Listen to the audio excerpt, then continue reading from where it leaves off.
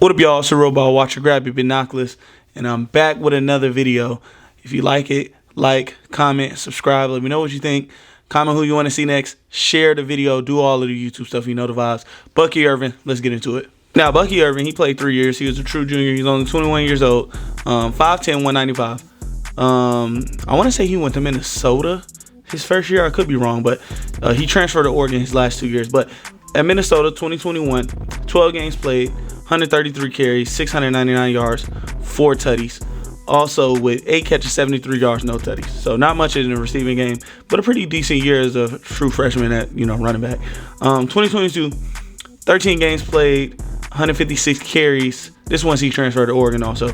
1,058 yards, 5 tutties, 31 catches, 299 yards, 3 tugs. Was a little bit more of a factor in the running game. He had kind of a breakout at in the running back realm of things with about 20 more carries. He had more yards per carry, things like that. Pretty good year also. 2023, this last year, really his best year overall. 14 games played, 186 carries, 1,180 yards, 11 tugs, 56 catches, 413 yards, 2 tugs. So he just showed that he was much more effective in the passing game this year with 20 more catches, almost 200 more yards, less touchdowns, but the more catches, more yards, having more yards in rushing, having more carries, showing he's a little bit more, can handle more of a load, pause. And also having more touchdowns. I mean, 13 touchdowns on the year, pretty good. 13 touchdowns, 14 games is really, really good. Touchdown machine, basically. But let's go ahead and get to what I came for. Let's get into the All-22. All right, here we go. Now, a lot of these strengths I could have wrote down before I even watched the film because I am an Oregon fan, so I watched it up close. But I'm unbiased, so I waited until I watched the film until it kept popping up over and over when I could put it down. But anyways, his first strength, his patience and his vision. I really, really like how patient he is. He's able to follow his blockers. He relies on his offensive line to win a lot and create holes and to get to those holes. But he can also see, hey, whenever the hole's not there, he can wait a little bit, maybe kick over, jump over, do a jump cut, things like that, and see the next hole and get out of there. He has really, really good vision when in traffic and really, really good patience to wait for blocks to develop, wait for guys to kind of move, setting up guys deeper downfield to create holes on his own. He's really, really good when it comes to his patience and vision.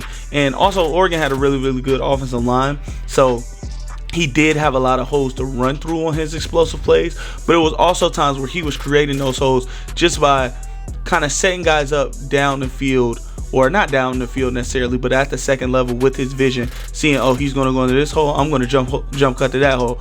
Oh, he's filling this hole, I'm going to jump cut to that hole, break outside or break inside, wherever, cut back lane, make a guy miss, and he's gone. So really, really good patience, really, really good vision. Really two things you really need in a running back, or you want to see in a running back. Next thing I want to talk about, speed. He has the long speed. I think he was tracked at 5 plays, which was tied for most with Trey Benson, who probably do next week. 5 plays of 21 miles per hour this season. From the GPS tracking thing on Twitter. Y'all know which one I'm talking about. I can't think of the name ever. But he has speed. He's shown the speed whenever he's getting into the open field, making a long play. Now, he has gotten hawked before, but I think a lot of that is because he kind of does too much at the line, or does too much. Not too much, but he does a lot in space to where he's making guys miss, taking away angles that he's not able to hit top speed a lot because he's always looking for the next move to make. But he has really, really good speed. Also, really, really good burst. If you need him to hurry up and hit a hole quick, he's going to be able to do that. Once he sees that hole, he's going to be able to hit that hole fast. He's going to be able to get through that hole. Also, he's able just to close the distance between a tackling angle and, say, the end zone. Like on this receiving play that I have, where they just threw him a quick swing pass. It's 2 guys that are deeper downfield to him, maybe 10, 15 yards downfield, and he's about 20 yards from the touchdown. But he burst through that thing, showed his speed, and was able to get to the pylon before either of those guys could even touch him. But really, really good burst, which is another thing you want to see in a running back. Maybe not necessarily elite speed, but you want your running back to have the burst to hit the hole hard enough to make an explosive play, or just to get through the hole before it closes, because they're not going to stay open all day.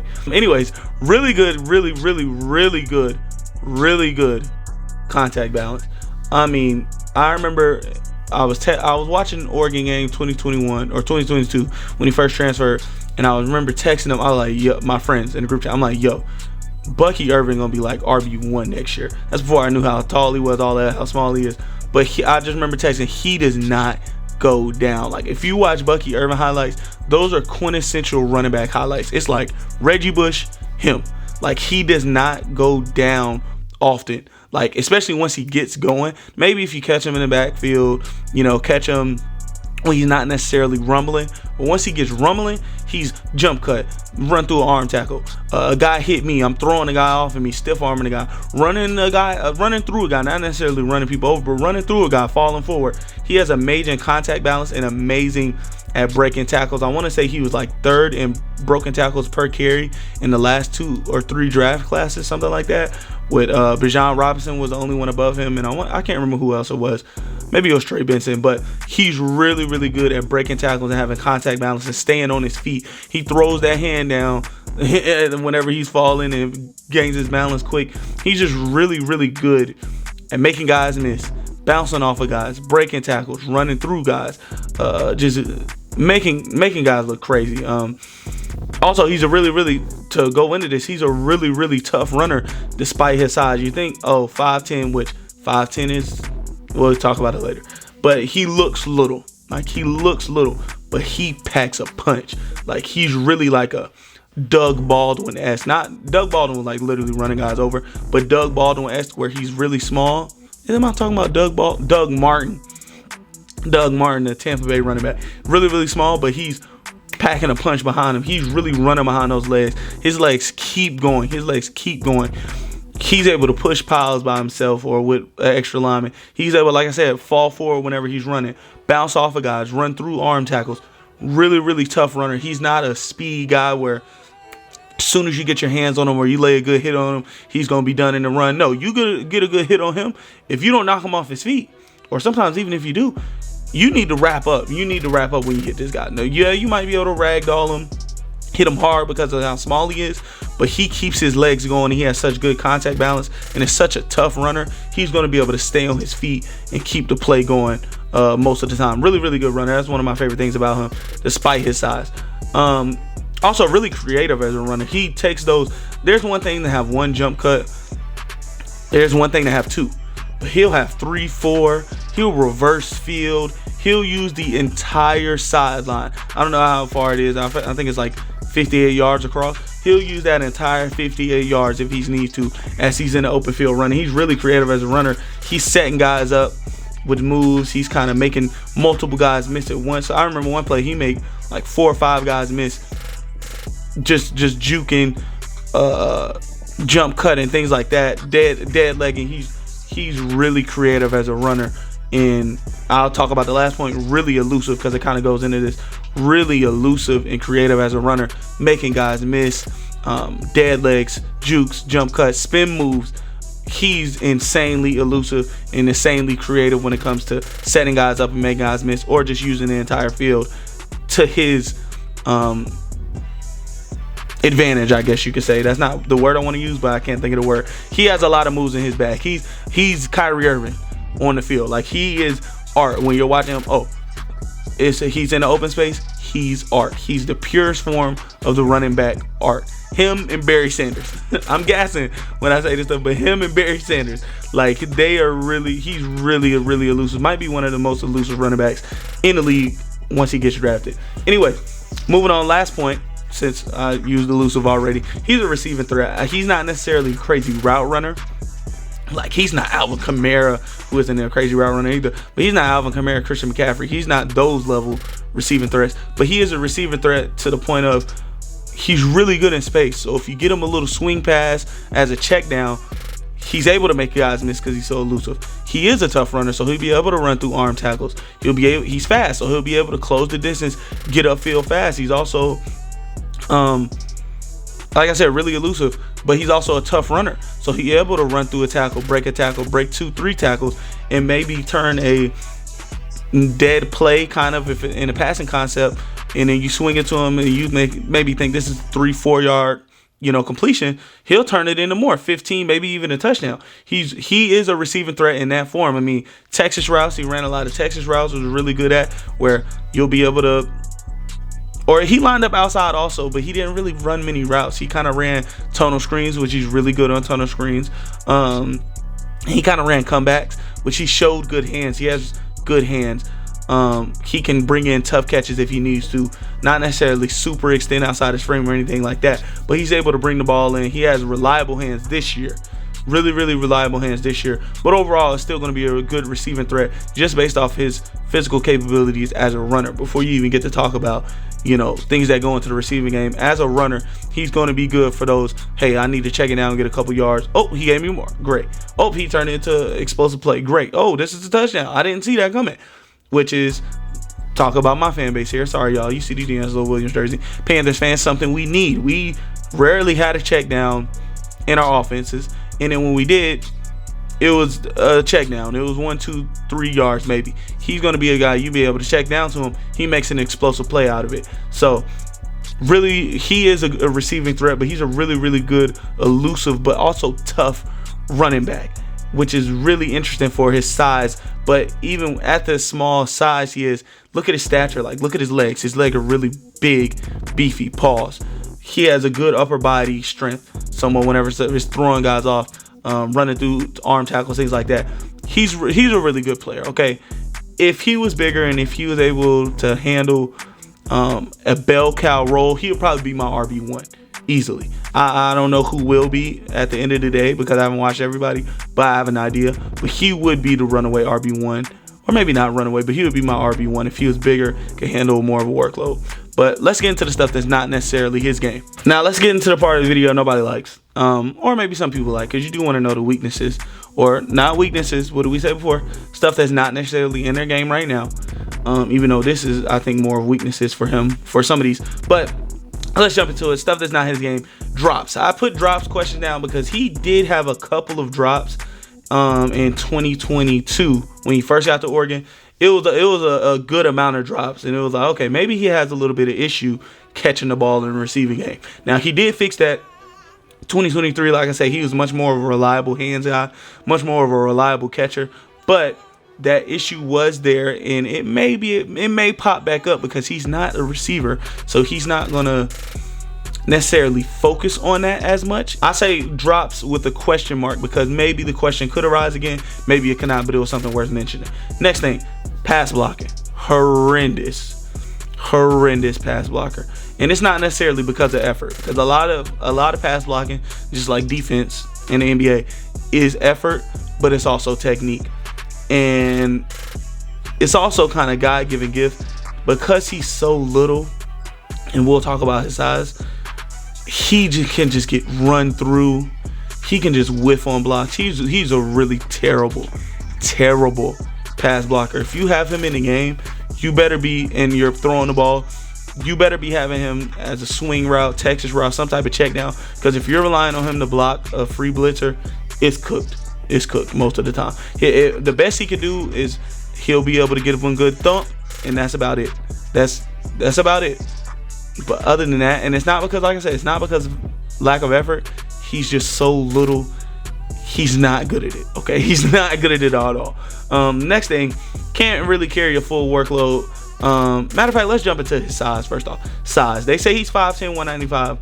195, I may believe. He might be 205 at this point. Whenever he comes to the draft or the combine, and whenever he's on an actual roster, he might be 205. But I really have a hard time believing that he's 5'10", 5'11". I think he's closer to 5'8", low 5'9", high 5'8", low 5'9", like 5'8", 3/4, 5'9", right at the mark. But he's really small. You can see it on his film. He's really little. You can see it in his pass blocking. He's really little. He'll just get road graded over. And because of that size, let's go into the next point, or the point before this. He can't carry a full workload. You're not going to be able to give him 250, 300 carries, or 250 carries and 50 catches, 300 touches in a year, 350 touches in a year. This isn't fit for him. I think he is a committee guy. He's a spark plug in your backfield. He needs somebody to be much more of a bruiser. He reminds me, I'll say this because this isn't my comp for him, or the shades of. I don't do comps. I do shades of. The shades up for him. He kind of reminds me of Tony Pollard whenever the Cowboys had Zeke. Zeke was much more the bruising, kind of starting running back. You give him most touches, but then you bring in Tony Pollard with just a little bit less touches. If you give Zeke 15, you give Tony Pollard like 10, 11. He's that change of pace, dynamite, really spark plug of a back that you put in whenever you need much more of a change of pace, much more explosiveness. That's what he reminds me of. But he's not going to be a full workload receiver or running back. Reason I say that's not necessarily his game, which isn't necessarily a bad thing, because that'll hurt his draft stock. That'll bring him down boards, and it'll be guys who maybe aren't necessarily better than him as a pure runner or a running back that'll get picked before him because they're much more capable of handling a full load as a runner. Pause.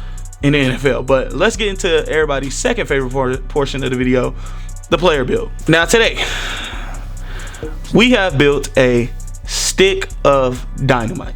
Dynamite is small in comparison to like humans, I guess. Dynamite is small, but it can pack a punch. It's explosive, and it's also really, really damaging. Like, imagine somebody put a stick of dynamite under your house.